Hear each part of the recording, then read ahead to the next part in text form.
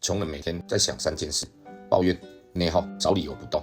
事情还没开始，就先想失败；机会还没来，就先替自己拒绝。他们最熟悉的语言只有4个字：等等看吧，等环境好一点，等别人先成功，等有人保证不会输。但现实是，等来的永远只剩下更穷的自己。富人想的刚好相反，他们不沉溺情绪，直接切掉内耗，不幻想安全，只做可控的风险，不靠运气，靠规律，靠逻辑，靠长期累积。他们做决策从不问会不会失败，只问一句：这是不是底层逻辑正确的事？一边是等靠要的起头是人生，一边是算动扛的主动是命运。这不是运气的差距，不是背景的差距，而是你用什么脑袋在活。